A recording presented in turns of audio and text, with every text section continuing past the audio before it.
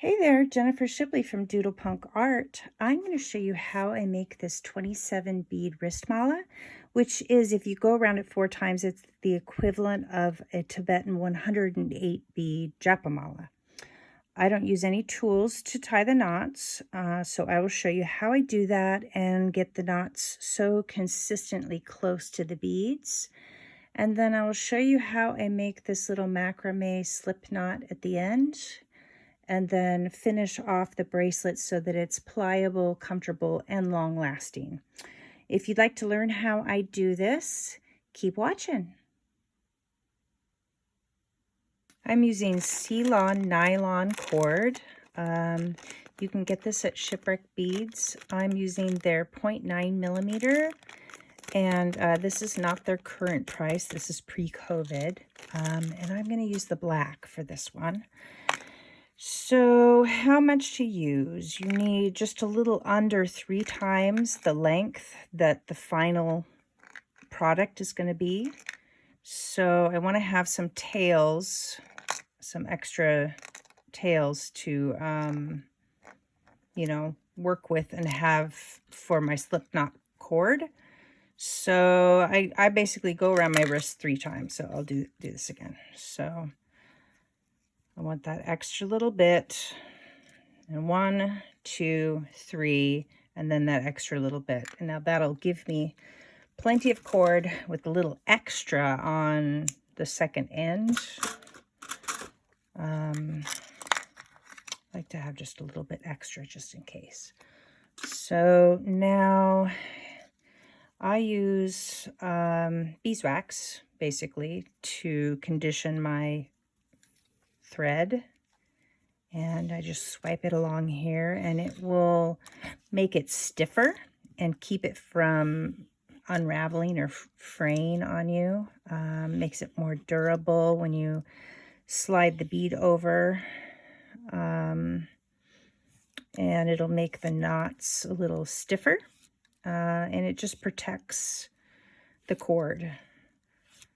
So also, we're going to need to be putting the ends through the hole in the bead. So I like to put a lot of extra wax on the end, and periodically I will add more wax. And then I just like to see which one is a little bit pointier, and then I choose that one as the one that I stick all the beads through. So I think I like the other one better. I'm not in there. I think I like the other one better. Yeah, this one right here. It's stained together really nicely. It even has a little ball of wax on the end, which just came off, but this is the one I'm going to use to put through the hole in the beads. So I'm going to tie my first knot on the opposite end, and it's just a regular, I don't know what this knot is technically called, but that's the knot. I'll slide it down a little bit closer, just in case yeah, that's perfect. Just in case I didn't cut enough. That's plenty for the end. Okay. Now, what I like to do for speed, and also this makes sure that I put the right amount of beads on, because it's supposed to be 27 beads. I like to put them on ahead of time also, because then I can kind of plan out what I want it to look like. I like to have an even sort of distribution of color.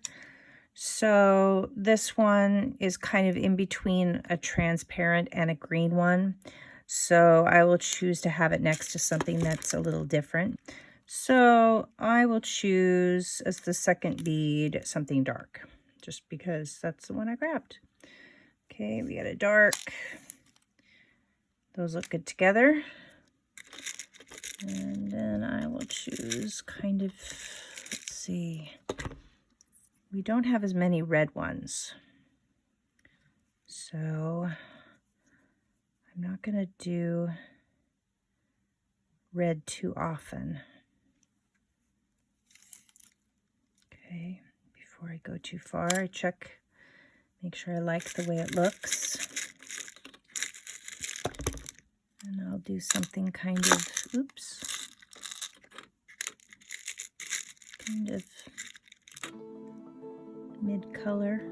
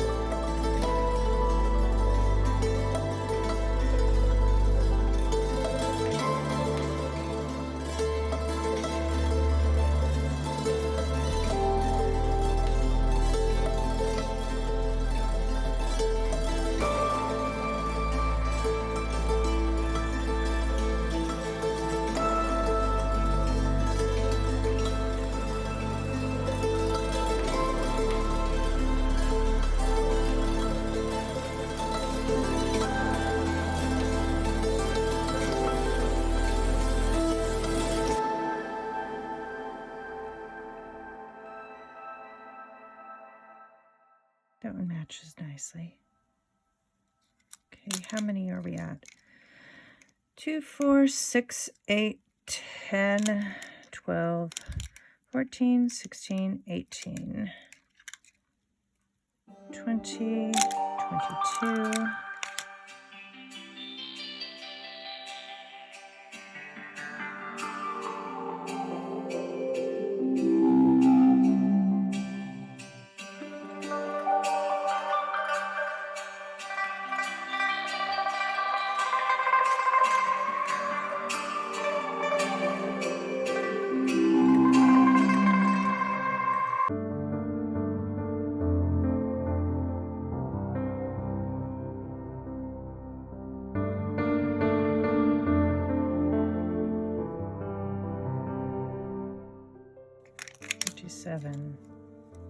That's beautiful. Let's double check. 2, 4, 6, 8, 10, 12, 14, 16, 18, 20, 22, 24, 26, 27. Okay, so I move my knot down to that far from the end. That's plenty of room. That's about 7 inches from the end, and a little bit less if you wanted to. The whole thing is 31.5 inches.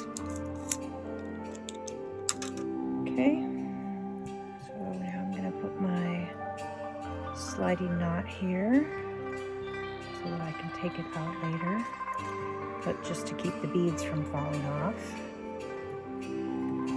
And then I'm going to show you 2 ways that I tie the knots. The first way, a lot of people have a hard time with, but so you're just doing a knot similar to this first knot. So I bring that down against that bead, pull everything through, make it gets easier when you don't have so many beads on the strand.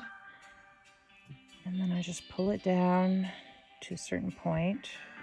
Just got a little crook in it.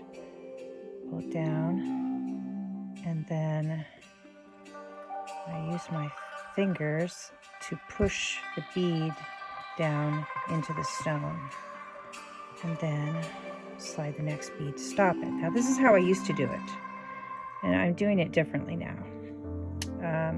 So what I do instead, I start it the same way, and I pull everything through, but then I slide down a bead, grab onto that bead, pull this knot, and I use the bead to push that knot down, and it gets it really tight, and that's just way better. So I'm going to do the whole thing that way, and I will do it over and over again so you can see how I do it.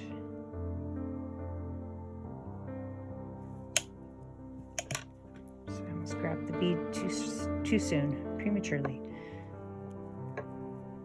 Pull the whole thing through, slide the bead down, hold on to it. Okay. So I don't have my rhythm. You get your rhythm.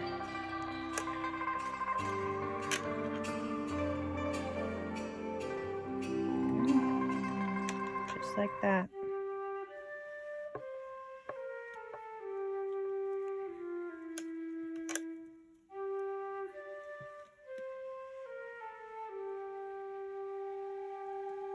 That one was a little awkward.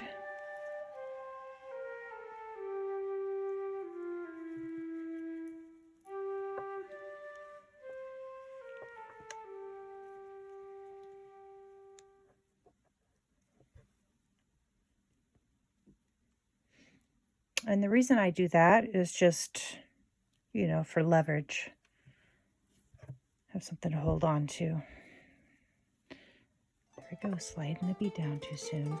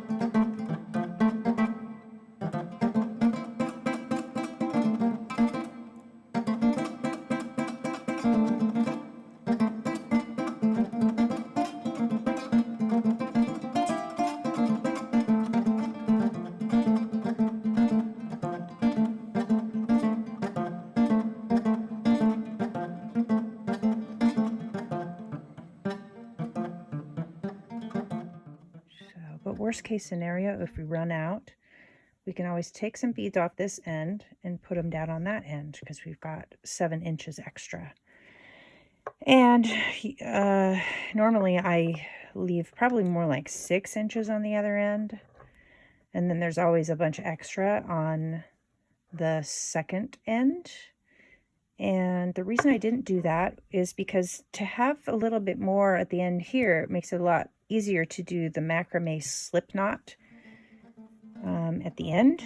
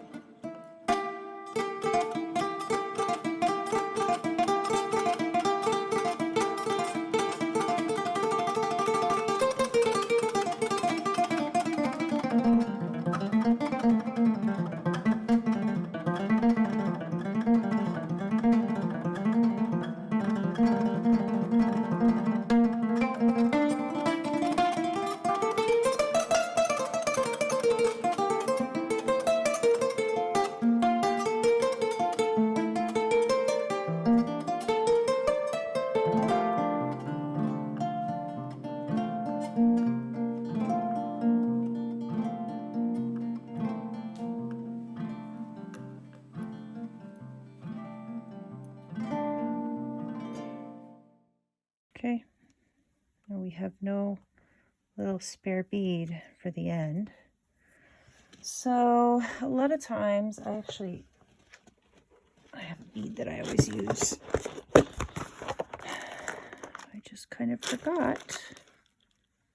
Well, that's not it. That'll work though. Where is it? This will work just fine. I have a bead where I drilled out the hole a little bit bigger, so it's just easier to feed on.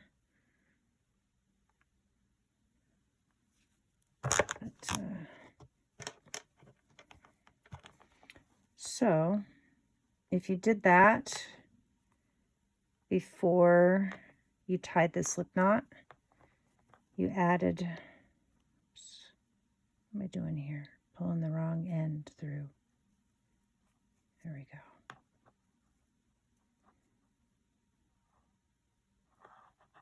If you fed an extra bead on the end and then tied the slip knot and then did your whole thing and then used that last one to slide down on there, that would be the way to do it. So don't do as I just did. Do as I just learned that I should have done. Okay, so we are done with that portion of the mala, and something I like to do is just go through and tighten that knot a little bit, and you know, wiggle each bead back and forth. There's one that I don't like. Oh, dang it. Dang it. That one's got a little bit of space.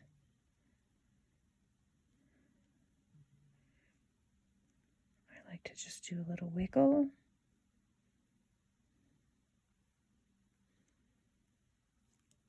Tighten those knots up. Make a little bit of space for each bead. That way it's softer. It lays more smoothly. And then as they're doing their mantras, there's just a little bit more space between each bead to get your fingers in there. You don't want it so tight that it's all kinky and stiff. You want it like that.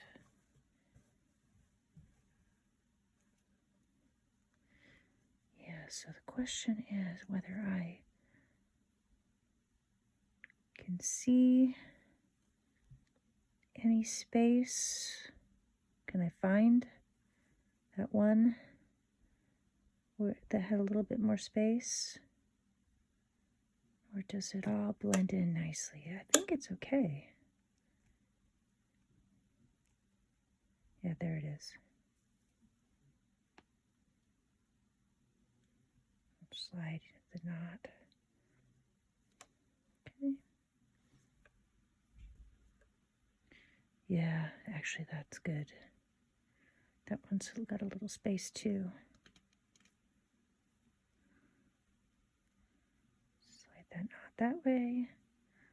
Slide this knot this way. There. Okay.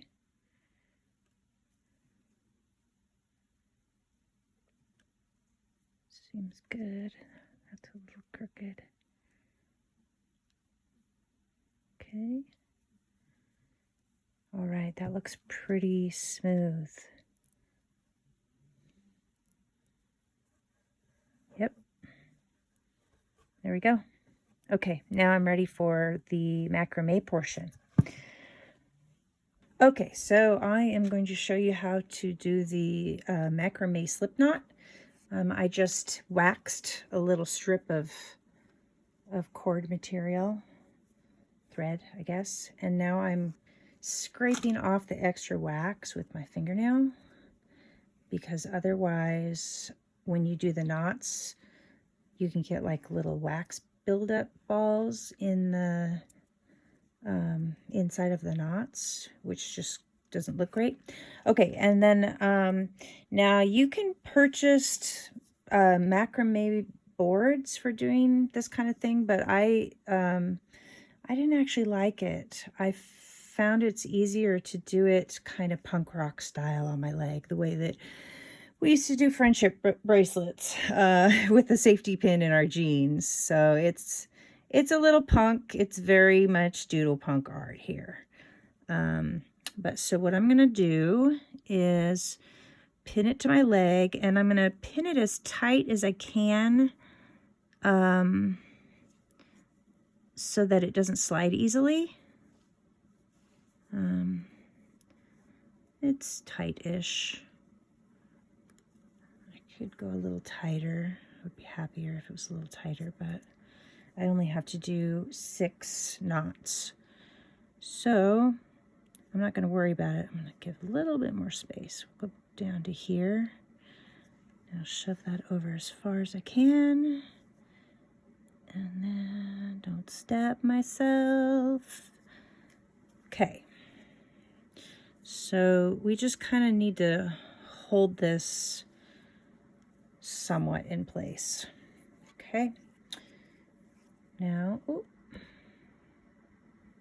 you couldn't really see me stabbing myself. Here.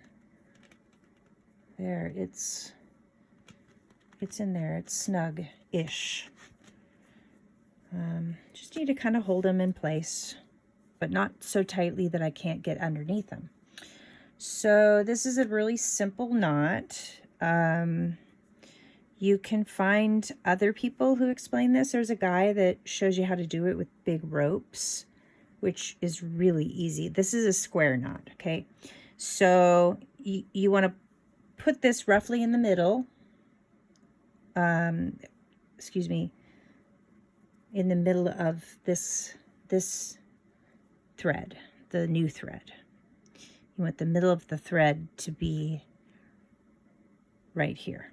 Okay, so then you do like a little backwards P, I guess, and then you go over top of this tail, under and up through into that loop there, and then pull that through, pull both ends, and then you get a little, that's as far in as I can zoom, get one little knot, okay? And then you do the same thing on the opposite side. Curve this around in front, and then take this one and go over top of the tail, and then up through into that loop, and then pull it tight. Okay, and then kind of pull those tight. Make sure they're nice and tight up next to each other. Okay, and then you're just gonna do the other side, the first side. Okay, this over here, over the tail, underneath the mala strands or whatever, through the loop, and then pull it tight. And then do the other side. The end goes over top of the mala ends. This one goes over the tail, and then underneath the mala strands, and up and through the loop. Okay, you can kind of see. You can zoom in if you need to, but I will show you at the end after I take it off. Okay, then you go back around. Make sure, actually, I'm going to make sure that these are not crossing over each other. Okay, so you make your little P, backwards P, go over the tail, under and through the loop. Okay, and then one more. This goes over, go over the tail, under everything, and through the loop, and out. And there we have it. Okay. Okay, so that's the slip knot. Okay. Now I'm going to detach it and show you close up what it looks like. So that's what it looks like. Okay, and then if we pull our ends, where's my end? There's my end. If we pull our ends, now that's where it sits, right there. Okay, so I'm going to zoom out. That is where it sits. Okay, so now we have these ends here that we need to get rid of. Now, if I just cut them, they're going to come out, it's going to come unraveled. So I have a glue called Hypo Cement, and it has a little needle. It looks like I've got a little leak. I think I'm going to leave it because it'll keep it plugged. Yeah, the lid still goes on. So yeah, it's got a little needle, and we're going to poke the needle into this little loop here on each side and squirt some glue in it. So I like to have a little piece of paper handy for keeping the needle clean.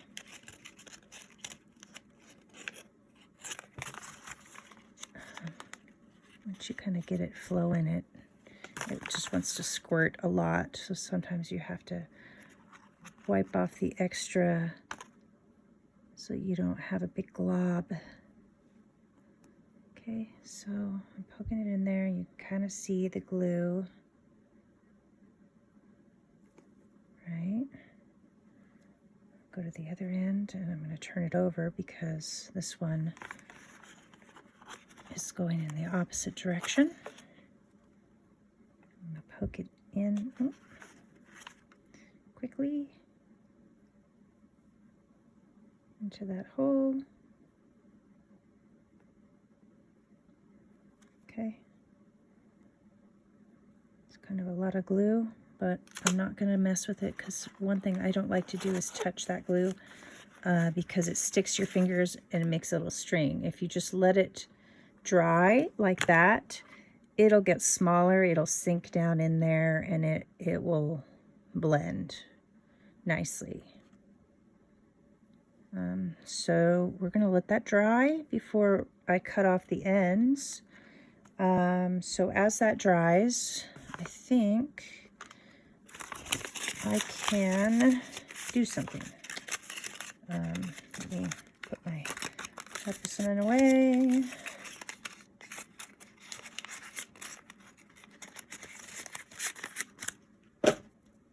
Okay, as we let that dry, let's address these ends. Okay, I'm going to put little fancy beads on the ends to keep them from coming through the slip knot. So it's starting to flatten out. Okay, I think I might pause and let it dry for a minute. Okay, so the glue is mostly dry. You know, after it's been on there for a few minutes, before it's totally dry to the touch, but you'll see it'll kind of like shrink.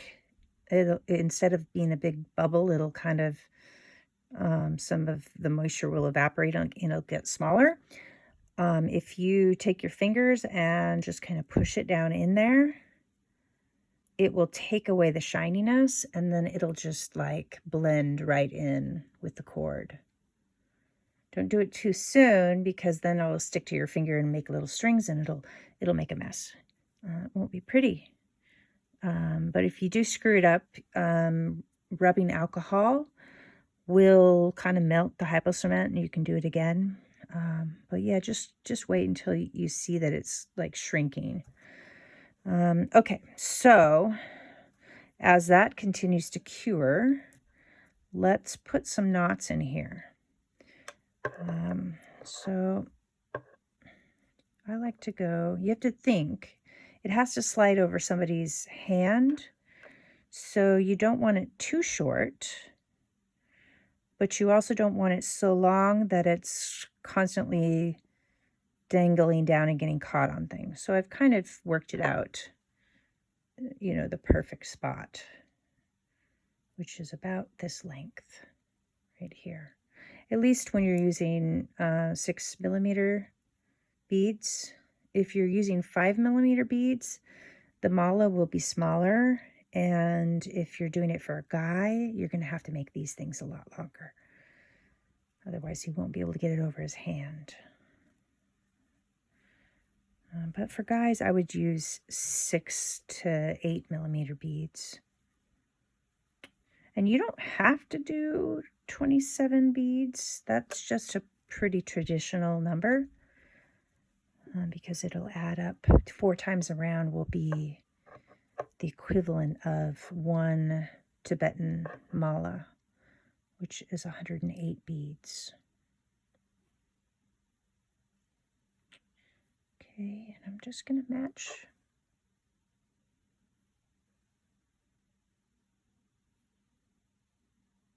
where that one is. You know, before I pull it tight, I'm just gonna work it back and forth. So now you see it's a little bit shorter. Oh, there's Boo. Hi, Boo. Yeah, buddy. Okay, those are about the same. I'm gonna go ahead and tighten this one. Slide it that direction. Perfect. Okay. Now, I've got these little accent beads. They are Chinese cut crystal. And they're a little tricky to get through because the holes are kind of small. Sometimes I have to go get another bead. Yeah, buddy? I'm going to have to stop. Yeah, buddy. I'm videoing. I'm making a video. I know that means nothing to a cat. I'm making a video. Oh, here he comes. Gonna have to stop. Gotta snuggle. Gotta give him snuggles. Okay. I'm gonna stop and snuggle him and I will be back. Okay, I'm back. I have snuggled. He wanted out of my bedroom, so he is sitting out in the hallway and he'll probably push the door open to come back in. Oh, wait. So, actually, I'm going to tie this knot first. I'm going to do it the way I used to do it, up to a certain point. Because that way, when you do it with your fingernails, it just ruins your fingernails. And as you can tell, I really don't have, I have no fingernails to ruin because they came up from the nail bed. Because I put gel nails on my fingers so that I could play my ukulele. And I had a reaction. So the nails peeled up from the nail bed, and now I'm waiting for them to grow out. And every time I try to clean them, it makes it detach more. So I'm leaving them every day. More nail falls off the end. I file my nails, but they just break. There's like nothing to file. So that's life. And you're probably not going to have nice nails if you make things.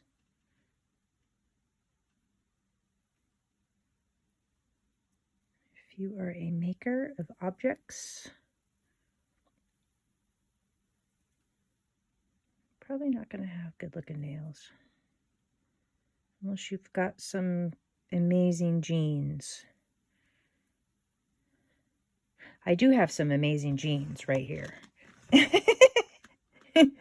But yeah, not the kind I need to have better fingernails. So I'm working with what I got.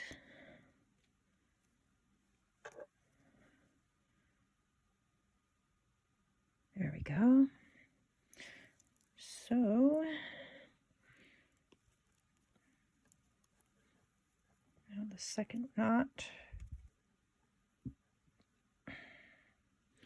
I'm not tightening it with my nail.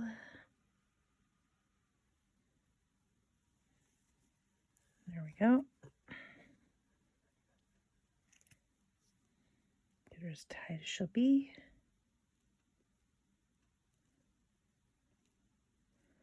Okay, that knot is not coming undone. Let me make sure with this one.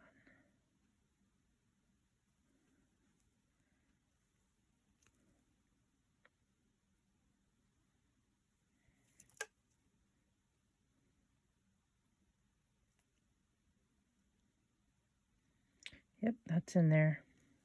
Okay, so now I can trim those, and I like to use snips for that purpose instead of scissors, so that I can get a straight end instead of a curved end. Oh. And I didn't get a straight end, but I can go in and fix it with the snips. A little easier than the scissors. There, perfect. And then I'm just going to match that. And I've done it a billion times, so I pretty much know exactly where I want it. Okay. And now these ends is cured enough to do. So how I used to do it was I would snip them, and then I got a thread zapper, which I should have gotten out. So this cord is nylon, so it does melt. So the thread zapper is just this little thing. You push the button and the end heats up. It stinks. You can smell that it's hot. And then you just want to zap your end off. Okay. And then kind of melt that end into a little bit of a ball so that it sits neatly, kind of into where the glue is.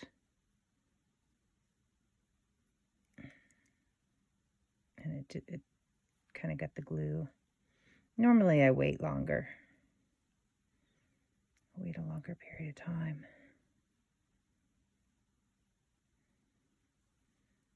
Wait for that glue to be totally dry. Perfect. Okay. And then that end.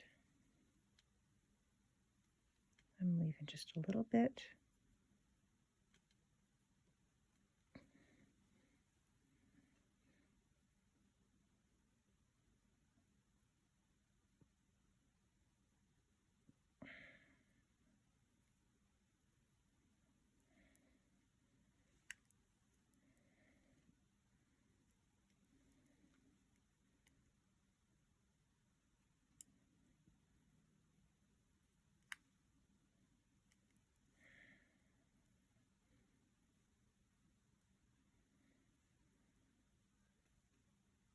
There. That's not coming undone. Okay. Stinky. Okay. So now, slides out pretty big.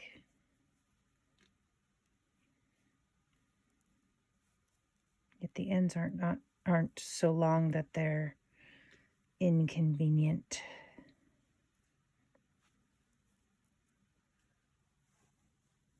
Plenty of room for my hand. And probably most guys too. And that's a lot of room.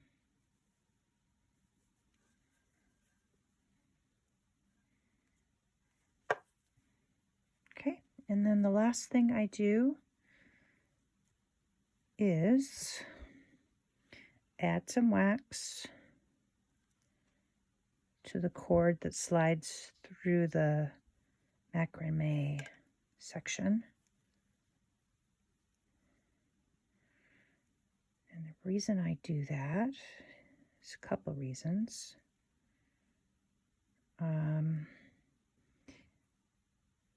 You want to kind of cake it into the inside of the knot, because then there'll be kind of a reserve of wax inside there, one, and that wax will keep the thread from fraying or unraveling, and two, because it makes it slide a lot more difficultly, so that you don't have this bracelet that's constantly getting looser. Not that it would do that, but you know, your wrist takes a beating, so you just want to be a little bit stiffer, so that if it does kind of catch on something, it's not going to just completely, it's not going to be a constant something that you have to tighten if you're doing laundry or something. I don't know. It just makes it slide a little bit more difficultly. I do this a few times. Sorry, I was out of camera. I just do that a few times. You know, another thing you could do is use the thread zapper here.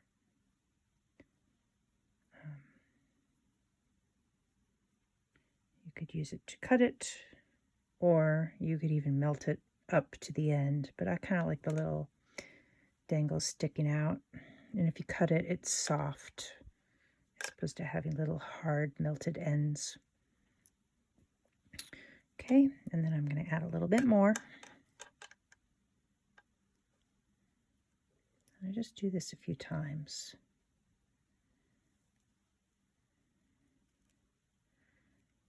And then I usually send a little cube of wax, just in case somebody washes their bracelet in soapy hot water and the wax comes off. They can re-wax it. It's kind of more important to do this when you are using a guru bead instead of this macramé, because the cord, rubbing on the cord isn't as abrasive as a cord rubbing on a gemstone bead. So it really doesn't need it so much. But some people, I mean, they're a spiritual tool, so they're not really meant to wear 24/7 necessarily, but you could. But I mean, you wear it 24/7, then you know, it's kind of a given that it's going to get washed when you wash your hands. Those little ends are going to get washed. So just in case, I like to include a little teeny cube of beeswax so you can re-wax it. Yeah, that's it. We're done. Yep, it slides, but it's not super easy. But there it is. And there's the lovely little macrame slip knot. All right, thanks for watching.